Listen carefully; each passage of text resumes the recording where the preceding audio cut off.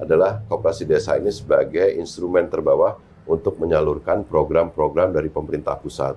BLT, Bansos, bantuan pangan non-tunai, bantuan alat mesin pertanian, dan lain sebagainya. 30-an ribu lebih, dan saya yakin sudah mencapai itu. Begitu. Ini fakta atau rumors? Apanya tuh? Soal jumlahnya? Soal jumlahnya. Saya update, jadi yang sekarang sudah bangunan fisik, gudang gede, dan alat kelengkapannya yang sudah 100%, itu sekitar 21 ribuan. Dan yang sedang dibangun itu sekitar 13 ribuan. Diharapkan tersebar di seluruh Indonesia. Merata di seluruh Indonesia sampai ke Papua bahkan. Dan diharapkan, kalau kemarin di pidato Pak Presiden tanggal 14 Agustus, sebenarnya meskipun Agustus atau September ini kita mau bikin launching, tapi sebenarnya tidak harus bulan September gitu. Pokoknya Presiden bahkan kemarin sampai akhir tahun ini bisa 30 ribu. Jadi sekarang pendekatannya juga tidak lagi kuantitatif, tapi kualitatif, karena memang sudah masuk ke tahap operasionalnya. Oke, kenapa saya tanyakan fakta atau rumor, Pak Menteri? Karena sebenarnya pengertian sudah sekitar 30 ribu lebih atau 21 ribu itu tadi dinyatakan. Bangunan fisiknya itu sejauh mana begitu? Apakah operasional atau sudah sampai bagi-bagi keuntungan dan lain sebagainya? Belum. Ini yang mesti dijelaskan kan, karena kalau baca di sosial media kan narasinya terbatas. Nah ini kita mumpung waktunya agak relatif panjang, jadi bangunan fisiknya itu dibangun, kemudian sekarang dipersiapkan operasionalnya. Tetapi kemarin waktu Pak Presiden di Jawa Timur, di Nganjuk, kemarin kan menguji cobakan 1.000 koperasi desa Kelurahan Merah Putih yang sudah selesai bangunan fisiknya dan diuji coba 1.000 untuk operasionalnya. Jadi uji coba ini maksudnya seperti apa? Operasionalnya jadi udah mulai belajar untuk mengoperasikannya. Ya. Tapi sekarang kan setelah kemarin pada hari koperasi tanggal 12 Juli, Presiden tiba-tiba mengumumkan satu pengumuman yang sangat penting, yaitu seluruh barang-barang subsidi,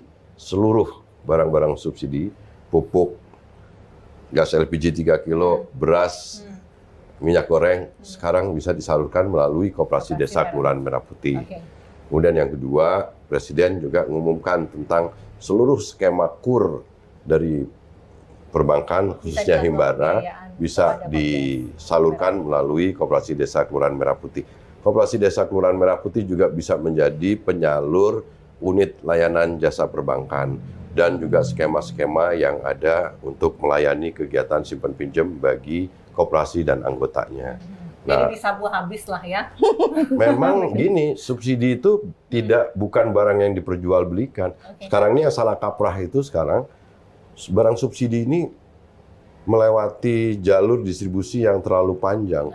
Gas LPG 3 kilo lewat agen, lewat pangkalan, lewat sumpangkalan. Nah, kalau koperasi orang desa itu statusnya subpangkalan, pertama harganya lebih mahal, jumlah tabungnya tidak relevan dengan jumlah penduduk yang ada di desa itu, kan ini jalan berpikir yang salah. Nah, dengan memutus mata rantai distribusi yang panjang itu, sehingga sekarang PT Pertamina Patra Niaga bisa menyalurkan langsung melalui koperasi desa Kelurahan Merah Putih. Dan kalau statusnya itu pangkalan atau agen, pangkalan lah contoh, dia dapat 16.000 jual 18.000 karena barang subsidi itu harga eceran tertingginya ditetapkan. Nah, kemudian dengan seperti itu bisa jual tuh ke lebih murah tuh ke UMKM, ke warung, ke pasar tradisional dan lain sebagainya. Kalau sekarang kan Ibu Dewi lebih tahu, sekarang orang makin ke bawah belinya 25.000 per tabung. Jadi itu yang sering kali barang subsidi itu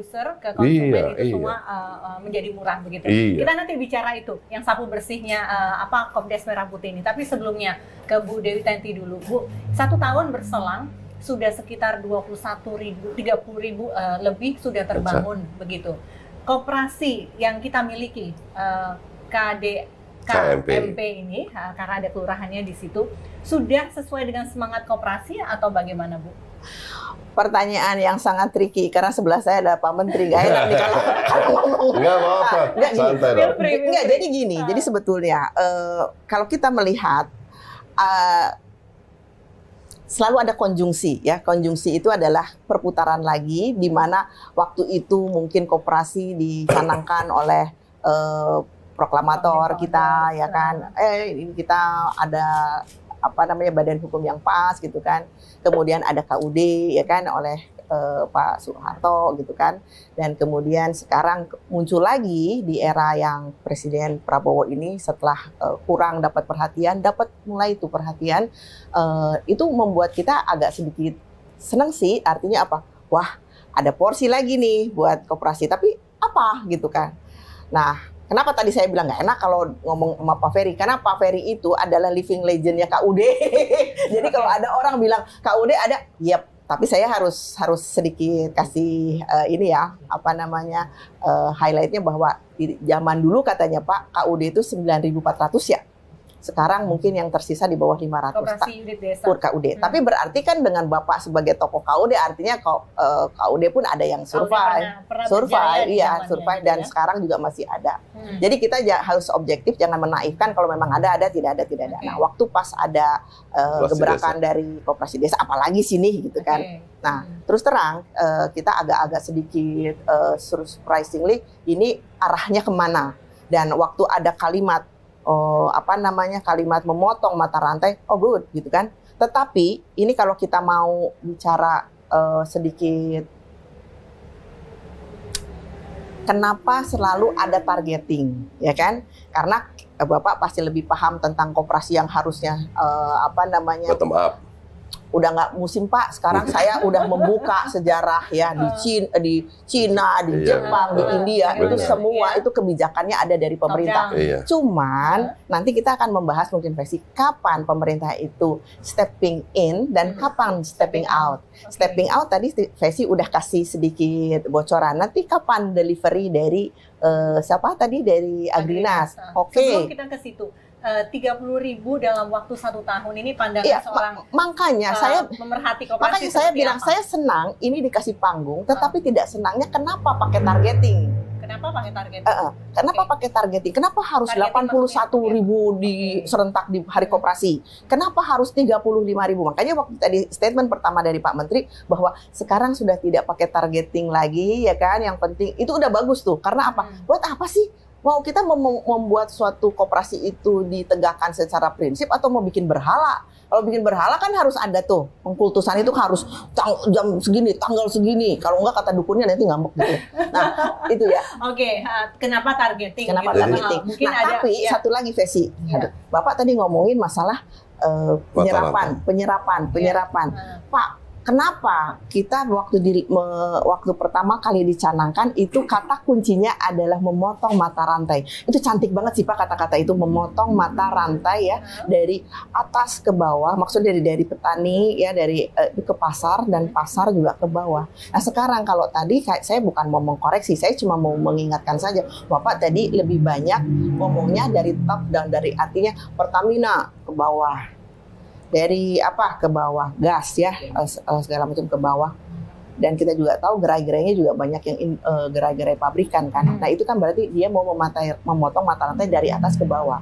Yang kita harus koreksi di sini adalah kapan penyerapan dari bawah ke atasnya. Sebaliknya. Sekarang, baik. Jadi fungsi koperasi desa ini ada 3. Yang satu tadi yang saya udah bicarakan, produksi. Menyalurkan barang-barang subsidi, menjual barang-barang kebutuhan pokok dan sehari-hari. Middleman berarti? Enggak. Ini nyalurkan fungsinya itu untuk motong rantai distribusi. Tapi fungsi yang kedua sebenarnya belum saya ngomongin. Koperasi desa itu jadi off-taker, nyerap, nampung seluruh hasil produksi masyarakat di desa-desa dan kelurahan. Apakah itu tanaman pangan, perikanan, peternakan, perkebunan, kerajinan, dan seluruh hasil produksi yang ada di desa dan kelurahan itu. Nah, fungsi yang ketiga adalah koperasi desa ini sebagai instrumen terbawah untuk menyalurkan program-program dari pemerintah pusat. BLT, Bansos, bantuan pangan non-tunai, bantuan alat mesin pertanian, dan lain sebagainya. Berarti saya nggak salah dong ketika mengatakan ini disapu bersih sama KDM. Karena Presiden, karena kan gini, ini selama 30 tahun kemarin, yang dijelaskan oleh Teh Dewi ini adalah ketika Indonesia dalam sistem dan prakteknya harus tunduk kepada letter of intent yang ada di IMF yang dipaksa kepada pemerintah pada saat itu, yang menyerahkan sistem dan praktek ekonomi itu diserahkan ke mekanisme pasar.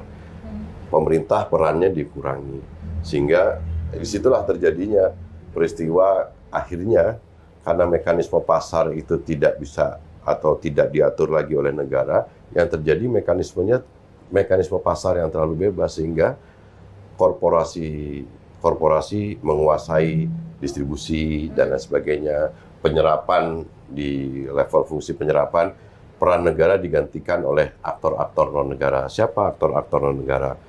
Pinjol, rentenir, segala macam yang tengkulak, itu aktor-aktor non negara. Nah, praktek seperti ini kita lihat dari sisi pemerintah, Bapak Presiden ingin supaya negara hadir lagi untuk ngatur, supaya sistem dan praktek ekonomi kita dikendalikan lagi oleh negara. Okay. Nah,